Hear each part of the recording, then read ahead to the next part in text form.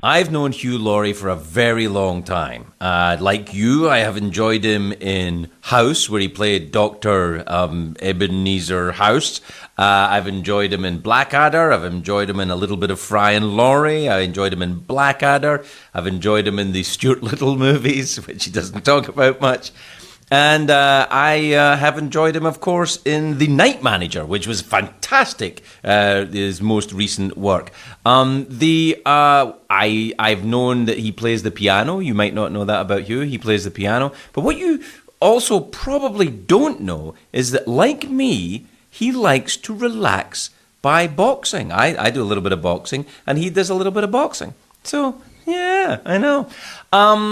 Before we begin, Hugh Laurie, famous actor, do you have a question for me? When was the last time you hit someone? I hit a Mexican chap called Alex Colon. Uh-huh. He holds his stomach muscles in and his hands up, and I punch him, and he moves around and giggles at my efforts. And how do you feel about that? I get enraged, or I used to, but now I kind of enjoy the fact that he doesn't hit me back much. Yeah. He just taps me a little bit now and then and says, keep your hands up. Yeah. Would you do it? Do you actually do full contact boxing? Well, I've sparred a few rounds now and then. You actually spar? You do proper grown-up sparring? In fact, the first time I sparred, they told me the guy, he had a fight coming up. And they said he just wants to move around with somebody. There's nothing, very sort of low-key.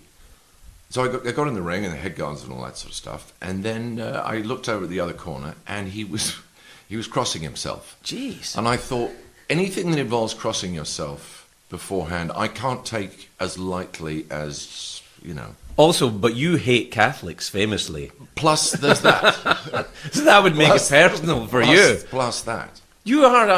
I do it less, though, now, because it doesn't agree with the piano, I find. Oh, no, of course. I find, after hitting a bag, or a Mexican, whichever your choice absolutely. might But be. with consent, I have to say. Oh, of course. I don't just run up and hit any old Mexican. No, I'm not one of those. Absolutely. No, right. It's important to state that. Yeah.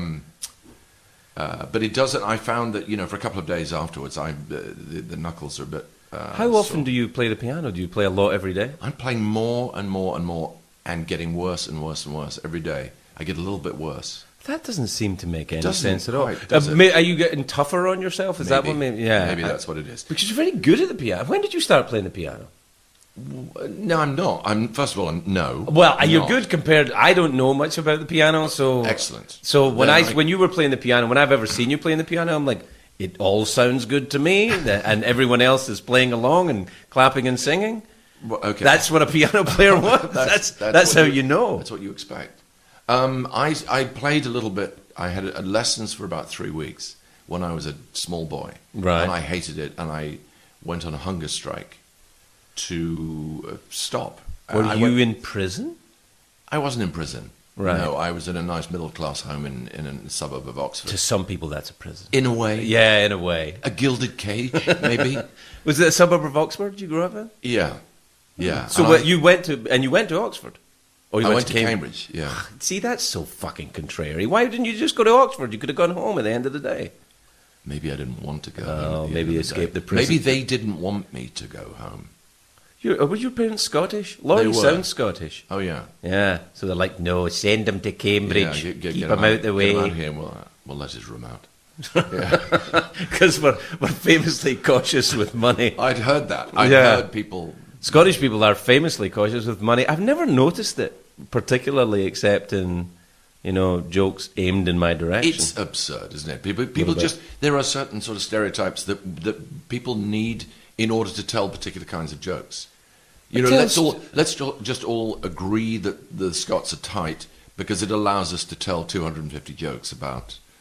about meanness. What is the English stereotype for jokes? Snooty. Snooty? I guess posh, but then if you emotionally constipated. Yes, there is that. There's all that kind of, oh gosh, I don't know. I'm so terribly in love with you, Hugh Laurie's girlfriend. When I met you, I was in love with your girlfriend at the time. Actually, I don't know if I should tell you that. It's a long time ago.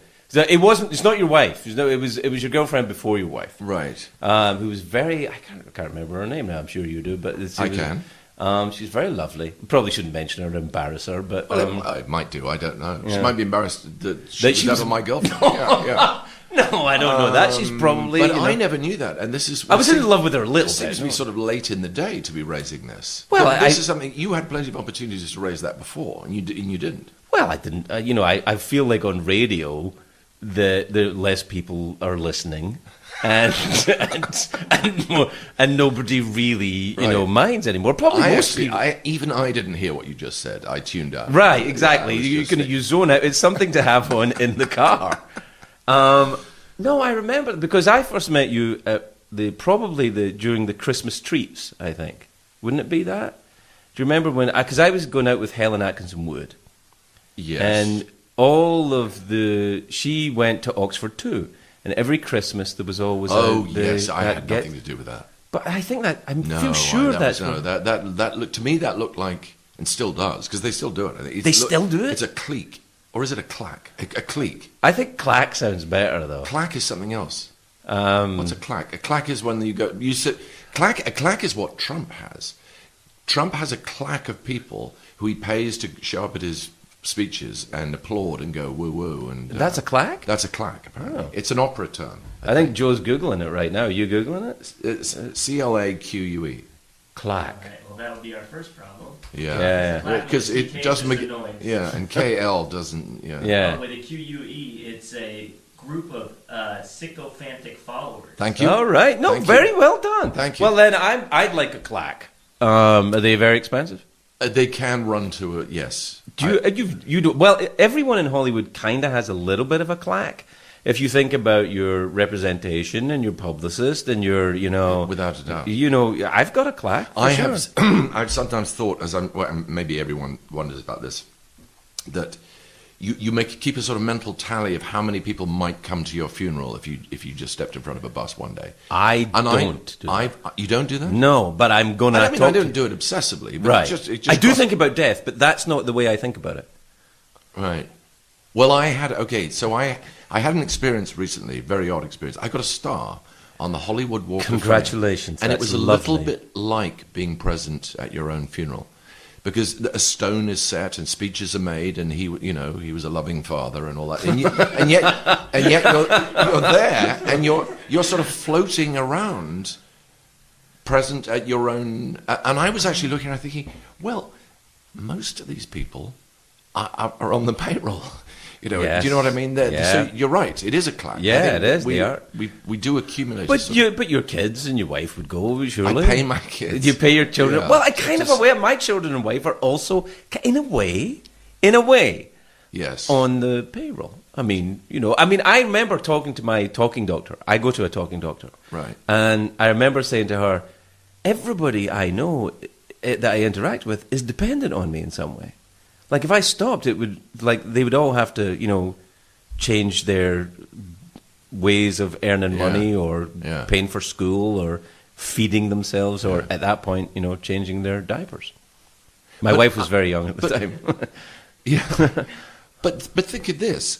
You owe me nothing, and I owe you nothing. That's correct. So why don't we form a close personal bond? I was that just is- saying that to Joe before you got here. I said, I feel like Hugh and I should have been better friends over the years than we've been. We've been in the same town. We don't need each other for anything. right. But our experiences are similar enough I to... feel as if we might sort of agree on something. It's not Yeah. that that's what you demand from a I friend. think we do agree but I on think some we things. do. We It's like why- motorcycles. We like motorcycles. Although I haven't ridden much since my accident. Boxing.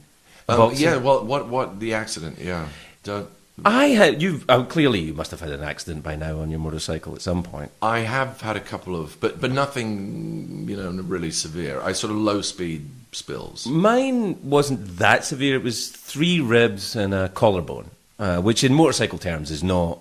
It's not a terrible It's a accident. scratch. It's a scratch. I didn't brush it off. But it got in my head. I bet that hurt. It hurt a lot. And the thing was, I was making a film at the time. I was directing a film at the time, and the film's really bad. And I suspect it might not have been as bad if I wasn't in such agonizing pain throughout it. But I'll never know for sure. It might have been worse. It might have, well, the film could have been worse. It could have been worse. Yeah. Yes. The accident The most accident certainly could have been yeah, worse. could have been a lot worse. But The last one I had actually was a dog turd. is that That's not a technical term. Right, It was, okay. I had my, God, it was terrible. I had my wife on the back. Oy. And it came out to a stoplight and I put my foot down, but I put my foot into a turd that had been laid by, an enormous, might have been a horse, actually. It could have been, or a hobo. Enormous. And so I put my foot down right in it, and my foot immediately slid away. Oh, yeesh. And we both went down. So we were kind of stationary. Well, that doesn't count as a thing. But it's ignominious to actually Yes, it fall is. into the turd that brought you down. You're in the shit. I don't know if turd is an acceptable... Yeah, word, but can you- apparently, I don't know this for sure. I'm sure we'll find out. But apparently on satellite radio, you're completely uncensored. You can say pretty much anything you want. Really? Yeah, I don't know that I think it's wise to say anything you want. It's not like, when you see an all-you-can-eat buffet, I think, I don't know that that's wise. Yes. Yes. It's like, all the drugs you can handle. I don't know if that is... Although a little part of me does always take that as a challenge. Yes. I think to myself, oh, you think in your mind that human beings stop at this. I can go so far beyond that. Do you have appetite problems? Because I do. But I thought it was about alcoholism. That's because I thought it was just problems an as in eating too much? Or Yes. Yeah, I can't stop. Like when I no. start, I get up and eat in the middle of the night. I watched The Night Manager all night last night, yet- eating.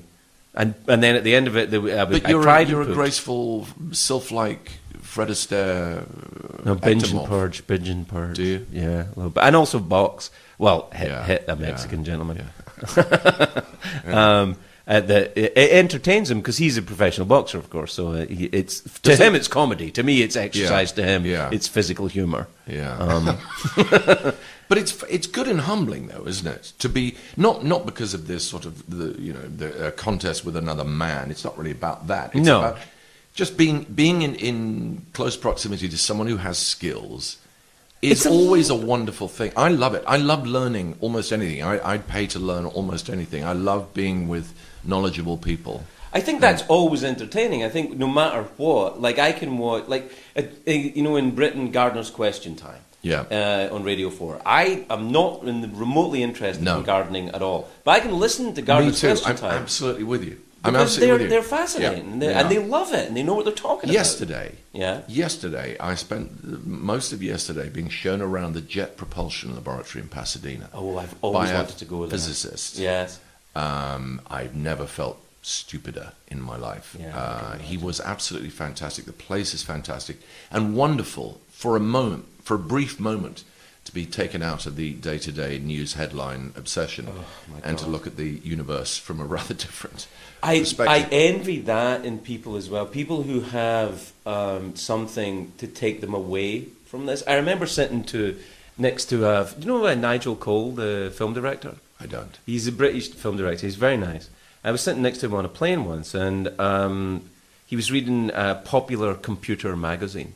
I said, "Oh my God, I didn't know you were so into that." And he said, "I'm not really, but I know that I won't read anything about anyone who's doing better than me in this for this entire plane ride."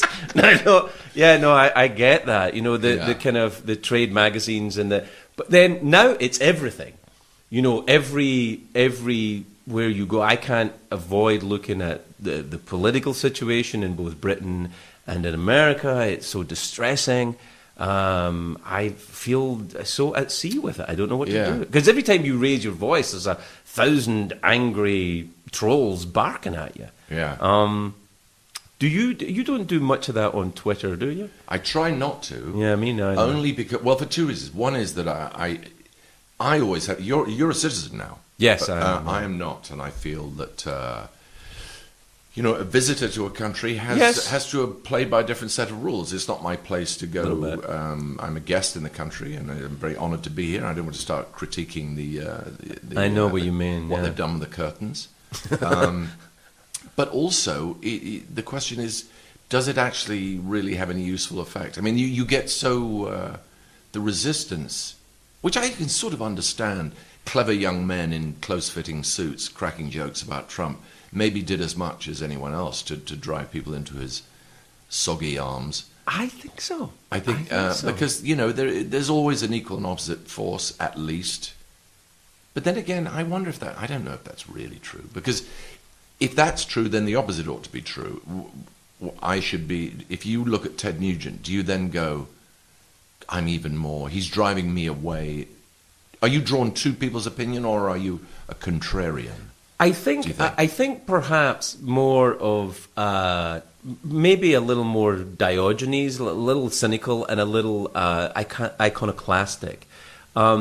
But I think it's necessary to try and see a point of view which a lot of other people have, just to even try and understand it. So to universally condemn all of them, whoever they are, that as being in itself stupid is the problem. That is. But and then also, again, no, sorry. Well, the only thing I was thinking about, I always think popular, not just Americans, but Americans are particularly like this, I think. They're not really political at all. They're emotional, and it's very different. Politics, to me, is I think politics is about how can we, all of us who believe many different things, how can we coexist? Rub along. Right. That is what I think the job of politics is, not to subjugate someone who thinks differently than you, or to make them change their mind. And it seems to me that any commentary is about proving the other guy wrong, which is that's not really what politics is it? I thought it was about. Well, it is around about an election time, but no, Right. in generally speaking, it ought not to be. But do you remember the? Do you remember the dress? A couple of years ago, there was a dress, a famous sort of internet meme. Yes. So Is it blue? Is it green? white and gold, white or or is blue? it blue and black? Yeah. And it's sort of about half and half. Apparently, people were divided. Right. You saw one or the other. But that was the point. You saw one or the other. You couldn't just sort of half close your eyes and think, "Yeah, I see what you mean." Right. You couldn't. You either saw one or the other, and whichever side you were, you thought the other side were nuts. How can that? How are you seeing that as blue and black?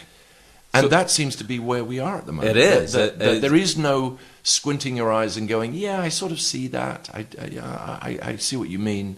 That doesn't seem to be happening at all. And that's indicative of a lack of tolerance, though, isn't it? I mean, you must be able to tolerate people having a different point of view than your own. Literally, a different point of view than your own.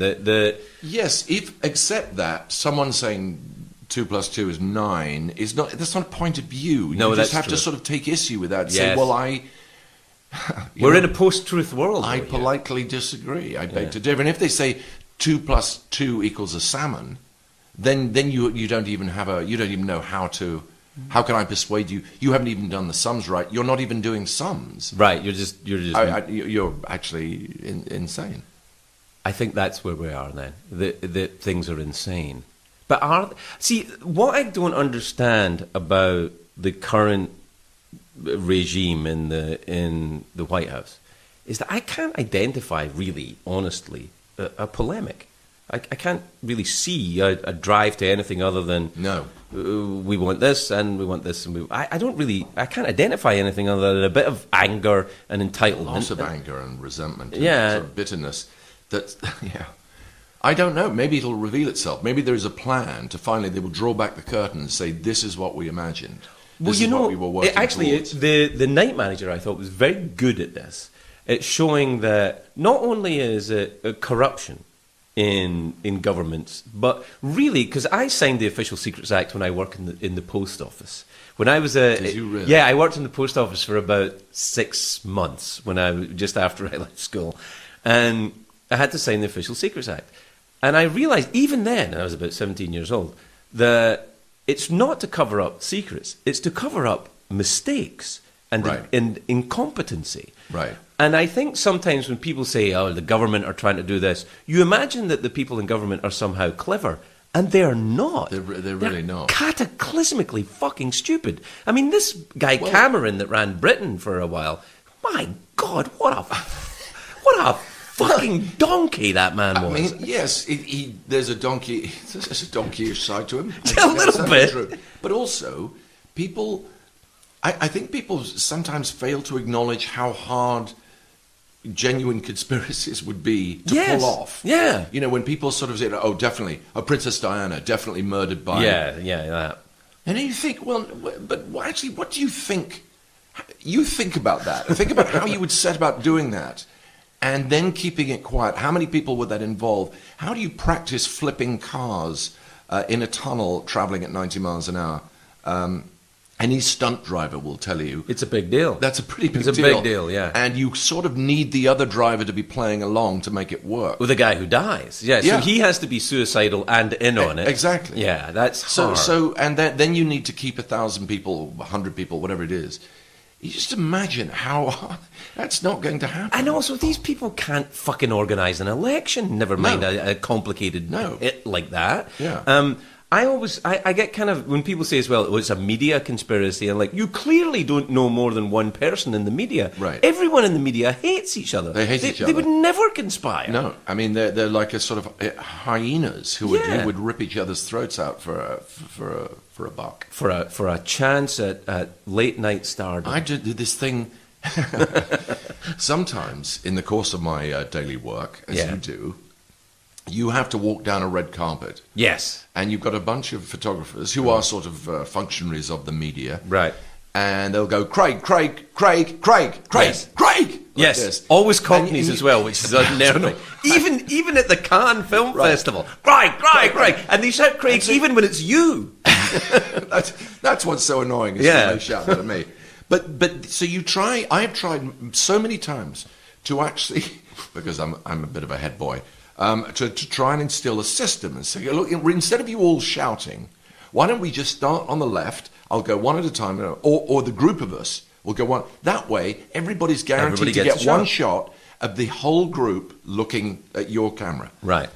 And they go, all right, yeah, Craig. And they're like, they have no cooperative instinct at all. They cannot see. And that's the media. That is the media. And also government, and every cable station, exactly. They would, if any one of them could sell their competitor down the river, they would. Did you ever take a tour around the Capitol building in Washington? I did. Yeah, me too. It was very interesting. It is. And I got pitched about from four different senators sitcom ideas that they had by the time I got back. Like really? they take the number of your office and then they pitch you a sitcom. They're all trying to get They out. all want to be comedians. They do, apparently, yeah. But what did you think of it when you were there? Did you enjoy it? I did. I actually had. It was a rather surreal setting. Actually, I went for a dinner at the State Department. Yes, those are the circles I move in. Yeah. Wow. Was this during Obama? This was Bush Senior. This was Bush Senior. This was the day before the United Nations sanctions ran out on Iraq, the first Gulf War. Wow. This is a long time ago. And did you have anything to do with those sanctions? I did. Okay. Yeah. I did the sort of draft, but no. I was doing a thing. I'd done these P.G. Woodhouse stories, and they were on PBS. PBS had they had this grand with function. Stephen. That's right. Oh, it was lovely. Yes. And I happened to sit next to a woman. Oh God, she was. She is, I think, she a daughter or niece of George Senior. Right. And she said, "Do you want to go around the White House?" Next morning, right. I see. So she wasn't kind of like hitting on you and stuff like that. No. Like, do you want to go see the White House now? It's pretty quiet now. Yeah, it's quiet right now. That's how she talked. Next morning, she next morning she picked us up, and we actually had a couple of Secret Service guys. And what I do remember most clearly is one of them going, "Eagle, this is Eagle 1." Heading down Pennsylvania Avenue, and I said, please, nice. Just say that again, just for me. He said, no, they did get it. I know, but just say it again. That was exciting. Let's talk about Stephen a little bit. Do you still work together? Must we? Well, a little. Yes, I'm very fond of Stephen. I'm very fond of you as both. am I. And I. Who do you like more? I think I prefer you because you're here right now, but Right. Stephen will be here on Monday, and by then I suspect, Oddly enough. I might have changed. It might have shifted. I flip-flop, but because I remember when I was very young and starting out, when I say starting out in comedy, I think more really just existing as a drunk in comedy clubs. You and Stephen Fry were doing very well as Fry and Laurie. which, first of all, I would have gone for Laurie and Fry if I was you. Yes, why is that? Yeah, he went Fry and Laurie. But what's often what the funny thing is, I've got a sort of revenge because what's happened since is the people who only dimly remember it, they get it wrong and they go, "You were in that Hugh and Laurie, weren't you?" Yeah, well, there you are then. And I go, "Yes, that's right. That was the title of it, Hugh and Laurie." Yes. And then Stephen he wrote musicals and stuff like that. There was He did. Well, he wrote one. He wrote the book for Me and My Girl. Yeah, which was a massive success. Yeah, a huge hit. Yeah, I remember being very impressed. You and Stephen, to me, were the establishment. Were the absolute. I know this must alarm you because I've told him about it now, and he's like, "Oh my God!" But that was, to me, that was, you were on the inside, the absolute, really, the elite of show business. And I was a groveling Dickensian waif.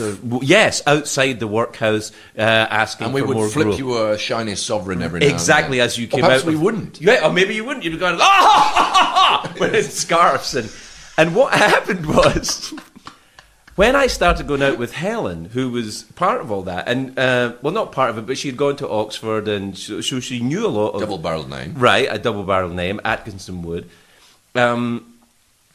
It was really started to mess with me because I was brought up very angry, Scottish, angry, Glasgow, working class, and I was very angry at the English, at anyone who was in a different class or anything like that.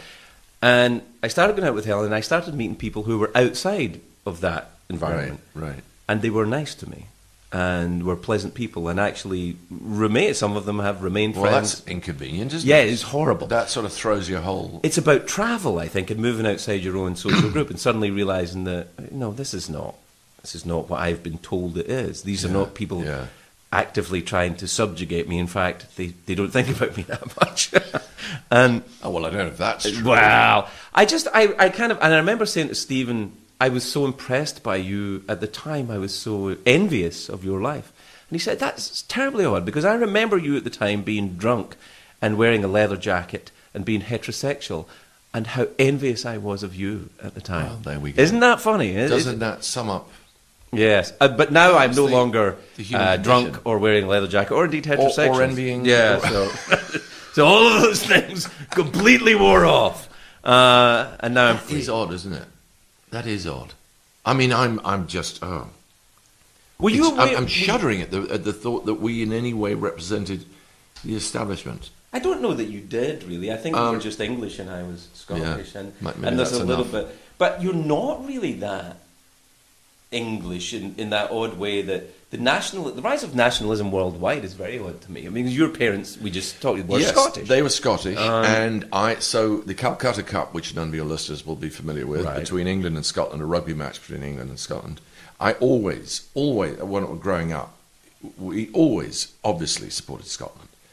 Until about 10 years ago, I thought, not because I had decided that I like England more, but because I just thought I have to be just sort of honest about, and it's actually more respectful to the Scots, apart from anything else, not to claim this, I have this sort of Celtic strain in me and I have a romantic tie to, it's nonsense. I think we all have to keep this in check. A little bit, This sort of quest for some kind of spurious authenticity that our lineage gives us, and we think, deep down, I'm I can't. It's Mull of Kintyre for me. Yeah, I just think, I can't honestly say that. I live in England. I sound English. A little. You sound a little bit English. A tiny bit English. Yeah. Not when you were playing Doctor House, though. That was. He was not English, though. He was. I tried him in English. Yeah. For about a minute. Do you know I auditioned for House? Did I tell you that? I did know that. You had told me that. Yeah, my God. Yeah. Did you know? Were you aware? Did we talk about that they wanted you to play the part of Mr. Wick in the Drew Carey show, which I eventually did. I don't know about. Well, I know that I auditioned for that, but I don't know. No, you didn't audition. They were going to give it to you, surely. No, it's not how but I'll go along with that. No. I just want to know if I- Sirius offered you a 2-hour radio show. That's where I'm going with this. just Am I your sloppy fucking seconds again? just a little busy. But I tell you what, I know this guy, Craig Ferguson. He'd be good. He'd be fine. Yeah. And he's got a shed at the bottom of his garden. You could put the studio in. He's pretty punctual. He doesn't wear trousers. Punctual? But that's all right. Yeah. Are you living most of the time here or in the UK now? No, I'm in the. Well, one of the advantages of being as shallow as I am is that I actually don't really remember where I live, and Really? within 5 minutes of arriving here, I can't remember ever being anywhere else. That's interesting. Yeah. I wonder if, right about dinner time, it must get a little Confusing. worrying. Well, Yeah. where am I going to go? And Yeah, it are there does a people bit. expecting me? It does a bit, and yeah. I think I'm going to go back and live there more as I get older. I'm going to... Why is that? Well, I feel that being old in Los Angeles is probably not a great idea. You might end up, Well, it's actually illegal, I think it might be. Yeah. It seems to be it's very unpopular. frowned upon. Yeah. I once, in fact, when we started doing House, I went. No, not even before that. When I was auditioning for House, I Right. went. I thought I'm going to go and find a cane somewhere that I can practice with, in my hotel room, and I went through the whatever. It was probably they probably still had yellow pages back then, and I could not find a cane in Los Angeles. Really? It's as if the city had agreed that we're not going to acknowledge physical decay or aging. Yes. We're just not going to have it. There's a Garrison It was Keillor, actually yeah. easier to get an umbrella in Los Angeles, ironically, where it never rains. Never, except for the past, The past, couple of yeah. months. Yeah.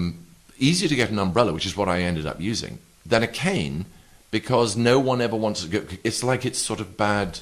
It is. It's mojo or it's an something to- odd thing. I don't know where. Garrison Keillor said, everyone in Los Angeles is in their mid-30s. Even the children are in their mid-30s.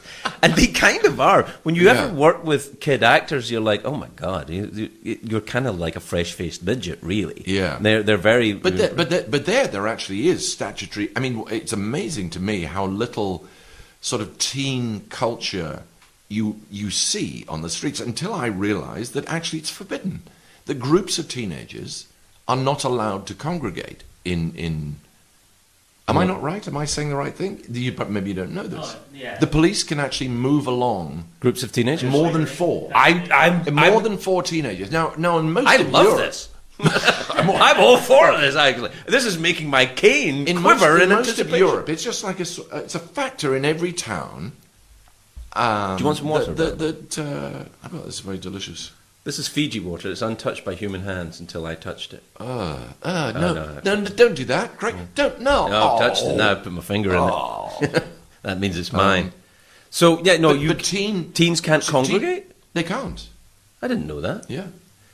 I think in more than four, I think the police can come and say, you lot move on, or split up, or something. Wow. I didn't know. Joe, you grew up in Malibu. Is that a thing? Yeah, no. Well, in Malibu, you just go to the beach and everything's different. He doesn't You look see, very my beachy, son- Joe. Yeah. I remember my son going. He said when he was 14, 15, he said, I might be late back from school because a group of we're going to we go to a Starbucks or something." And I thought, "What are you doing, Starbucks? What are you doing at 14 drinking?" And he said, "Well, we don't really. We just Right. gather there. Right. One person gets a cup of coffee." And I said, "So how many people are we talking about?" Anxious parent. Yeah. And he said, "It's about 300." What? So this is what they would do. 300 14-year-olds would stand on the street after, just like a sort of adult drinks party or something. They'd just Right. stand there and just chat Really? for a couple of hours. 300? 300. Isn't that a rave or a revolution attempt Well, or something? It's sort of rather wonderful. It's great.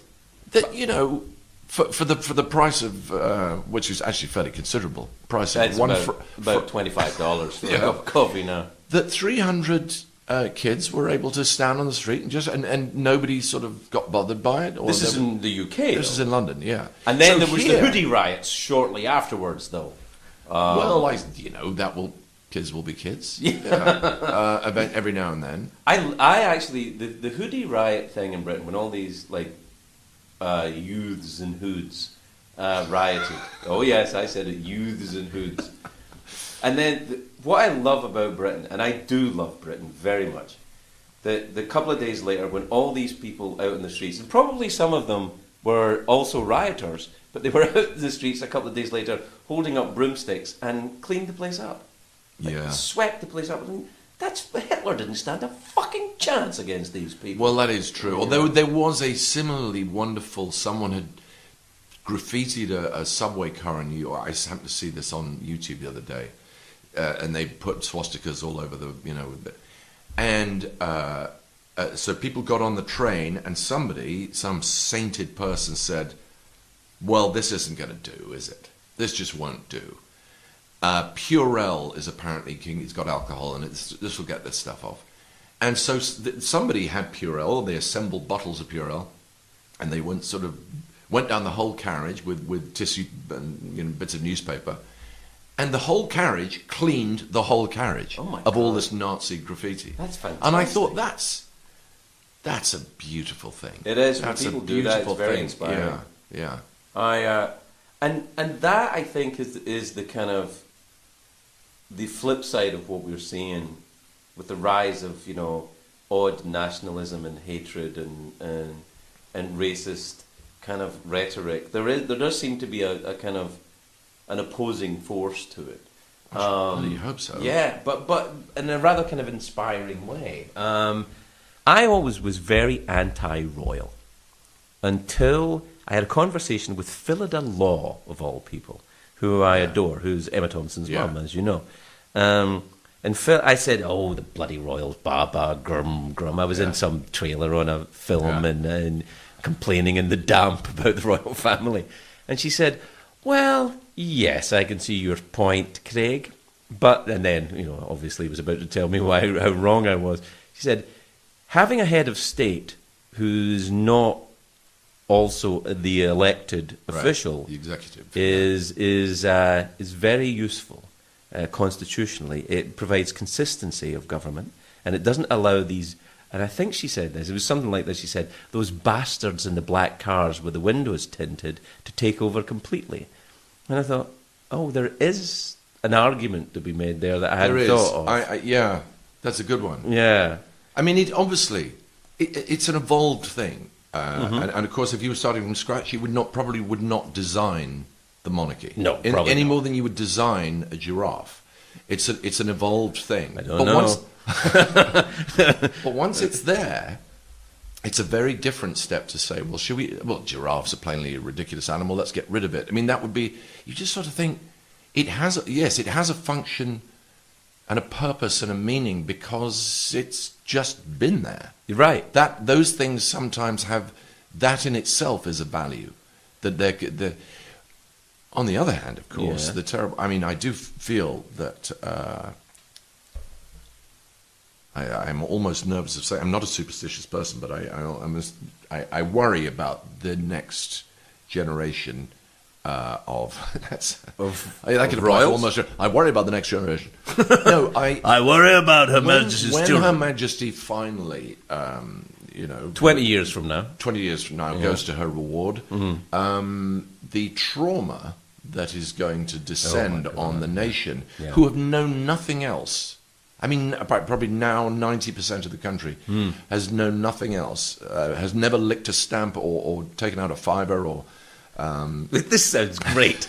Licked a stamp or taken out a fiver. It's like, my God, it's great. It's like going home without the horrible inconvenience of getting on the plane. Traveling. You're welcome. Yeah. I do think it's going to be. It's something we're not really sort of braced for. I think. People are unsettled now by Brexit, for God's sake, it's and very what's going to happen when. Well, it's unsettling, and then it's not. I mean, I was in Britain when the Brexit vote happened. It was very surprising. I didn't think that it would go that way at all, no, and I do believe in Europe. I believe in Europe, and I was shocked by it and horrified at first, and then I thought, well, hang on a minute, Britain's been here for quite a while. And Europe hasn't. Europe's been here for about 50 years in the present form. They'll probably figure it out. Well, that's true. It has been there for 50 years, 52 or something. The Treaty of Rome.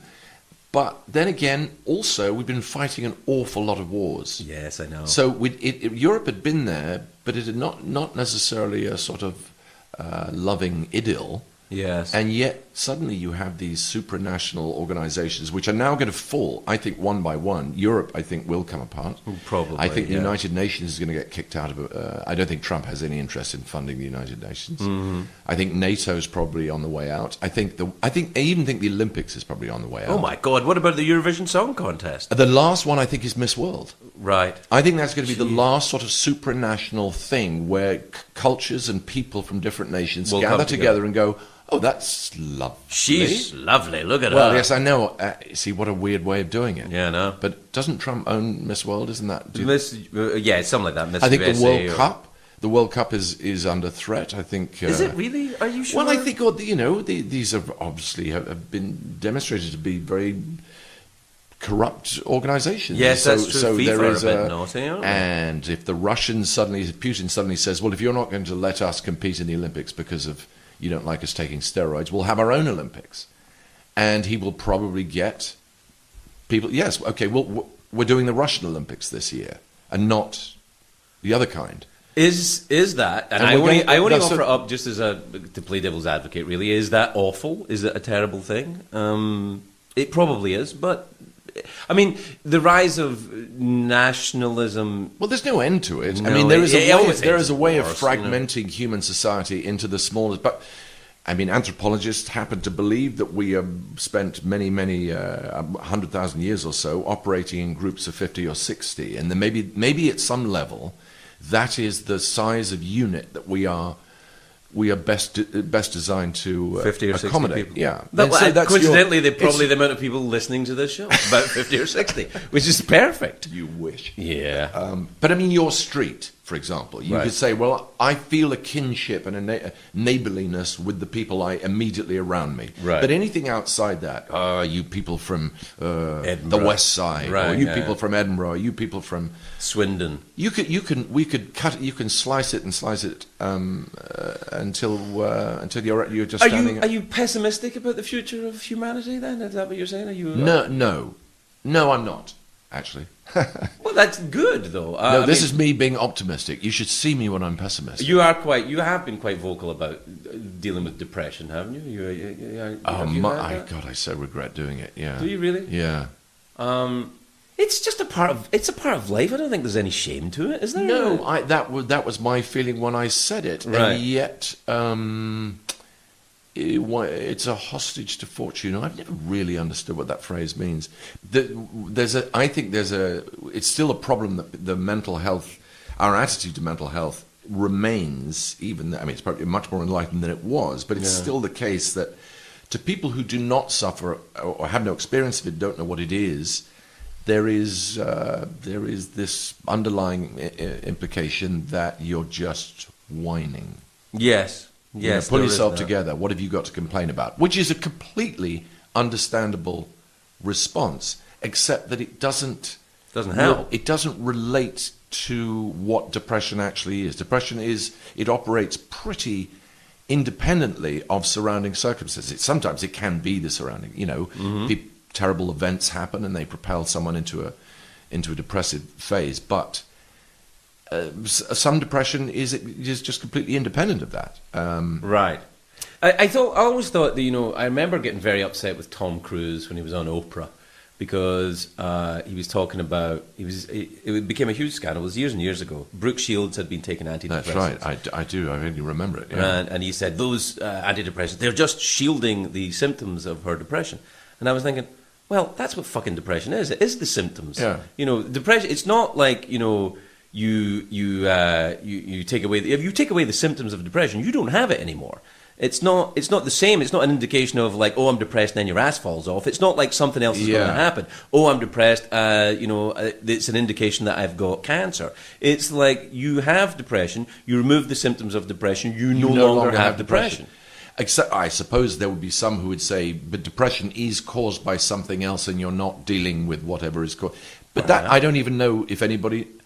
I'm not sure anybody knows if that's true. I go to a talking doctor intermittently these days, but I went for a long time very religiously seems the wrong word, but I went very, very often. Do you do that? Do you get therapy, or have you ever? I have done a considerable amount of it. Yeah.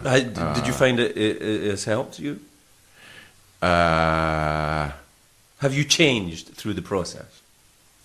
I don't know if I've changed through that process or through the administering of antidepressants. Oh, right, okay. I never actually took them. Yeah. I was because of my history with drugs and alcohol. Yeah. I was very leery of that kind of thing. This is my own personal thing. But that's good. It's healthy to be. You don't be putting anything.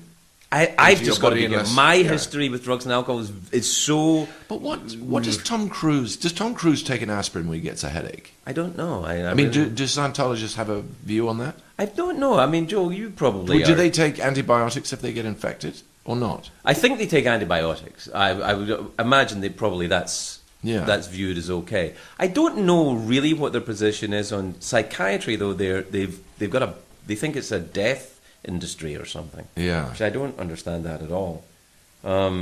Rivals, I suppose. Business rivals, maybe. Business rivals. Yeah. They felt threatened by a whole other priesthood of people offering answers. Do you have a religious affiliation these days? None whatsoever. I'm quite the other thing. I used to be sort of tolerantly the other thing, and I'm getting more aggressively impatient with religion. I get odd about it. Yeah, I get very, very upset. But it's one of the things I always thought about Scientology. I thought people get so angry. I thought, well, why are they so different from all the other ones? Exactly. It's only just because they're a couple of hundred years younger doesn't make it any less absurd, or more absurd, rather. I think that I try to be okay with it, but I find as I get older the same thing. Like, I can't subscribe to your notion. The only thing I'm okay with is Church of Scotland, because as far as I can tell, there's no real religion involved. There's not It's just much. misery. Exactly. Yes. And that I can understand. Yeah, The religion of misery. Just sitting in a damp room. Yeah. Going, The self-punishment at at the good fortune of existence. Yes. I think there is something rather beautiful about that, in a way. A state of grace. Not cheerful, but there is something beautiful about it. Well, cheerfulness is overrated. I mean, so many people Don't you find? television are cheerful. I think, shut the fuck up. Yeah. Really, I mean, I can't take your relentless upbeat nature. Oh, you so belong here. I know, I do. I honestly feel that your generation. How old are you? I'm older 54. I'm much older than you. No, you're not. What are you, 55? 57. Oh, God. I feel Get that out. our generation has been negligent. I think you're right. I think we've been very 1977, Yeah. when Star Wars came out, I was 18, quivering on the threshold of adulthood. Oh, God, that sounds very sexy. Good. Good. You just sort of fade some music in at that point. Quivering. Like the summer of 77. And looking back on it, not that I had any of these thoughts at the time, but looking back on it, that was a moment when my generation just said, instead of going, oh, this is a Star Wars, excellent children's story, what's this year's All the President's Men, or Dog Day Afternoon, or what are the great novels, where is the serious engagement with serious adult ideas about what will replace communism, what is liberal democracy, what is God.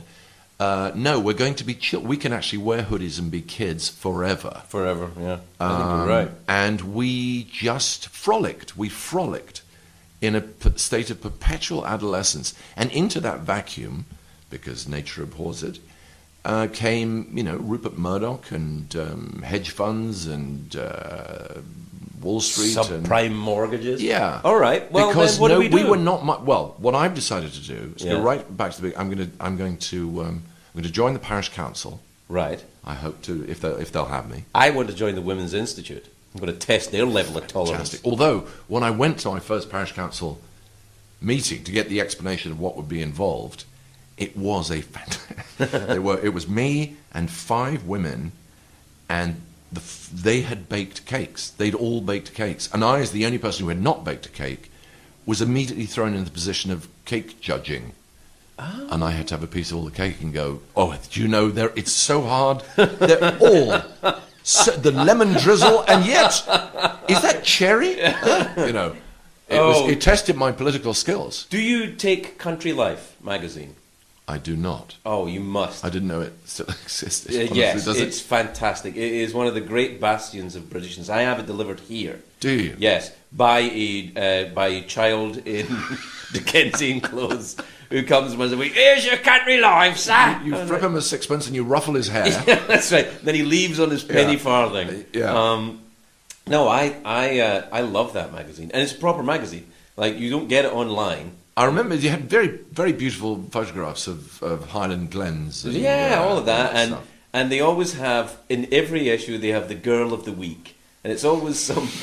No, it's awesome. They have some. Are you sure you're thinking of Country Life? No, it's not. She's not in the nude. It's some kind of like, you know. Oh, it's some you know, frumpy debutante. Yes, some kind of rather, you know, lovely zaftig.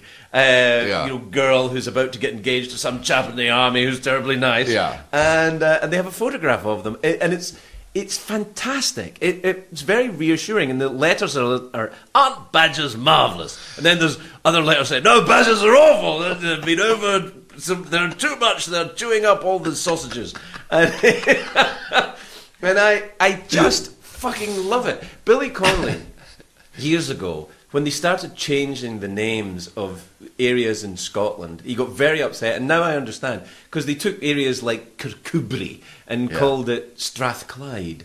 I'm like, no, it should be called, you know, keep all of that. There's some stuff that it's nice to keep, and I think that there's some stuff you clearly have to change. I mean, obviously, there are certain attitudes in the Victorian Britain when Country Life was born. It's probably best that we moved on. We from do not that. Send 10-year-olds down the mine, right? So but much. But there are things that maybe it is worth keeping. Yeah. You know, Yeah. and it's trying to figure out what they are. You know, probably best to get rid of slavery, but keep. Yeah. You know, nice hats. I don't know. Yeah. Pick and choose. Non-controversial. Both of those. Yeah. Slavery and hattery. Yeah. Is it hattery millinery? I guess. Now is that the same? I don't know. Millinery? I've got a feeling that millinery refers to women's hats. Well, that's what I was. Is that what you were thinking? Well, I actually was Are meant you to a be hat more. person? Well, why would you be with such a magnificent head of hair? Well, If yeah, I were right you, back at you. I have to say. No. You do, no. you've got lovely hair. I've got no hair. What are you fucking talking about? You've I've got- magnificent hair. You're sitting there like Cochise. Stop it. I'm telling you, Stop it. it looks great.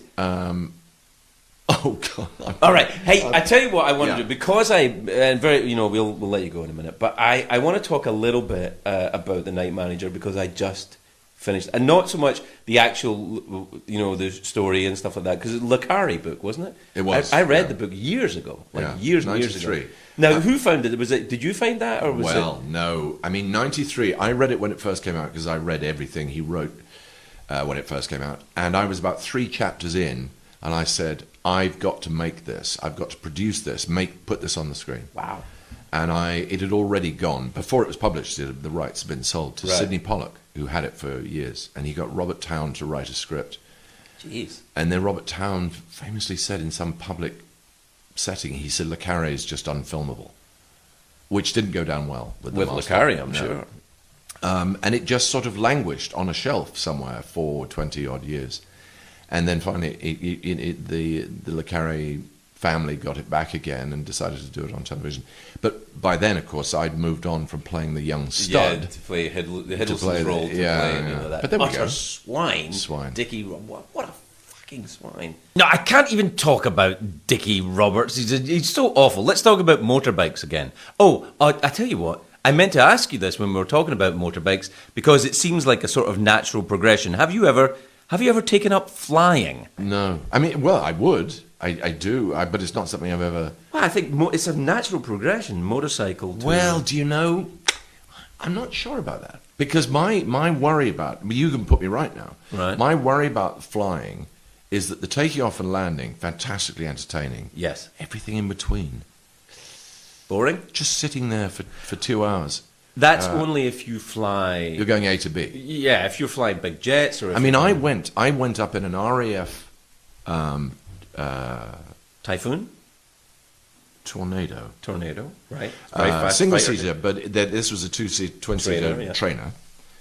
And it was absolutely astounding. We were sort of 80 feet off the ground doing rolls and all sorts of things. Right. And at the end of the day, I got back onto my motorcycle and enjoyed it more. Oh, really? Well, I actually then there felt like you I are. was flying more on a motor in terms of sort of defying gravity. Right. When you lean a motorcycle over, you are Mm-hmm. sort of toying with gravity. And very close to where it's crucial. Yeah. You know.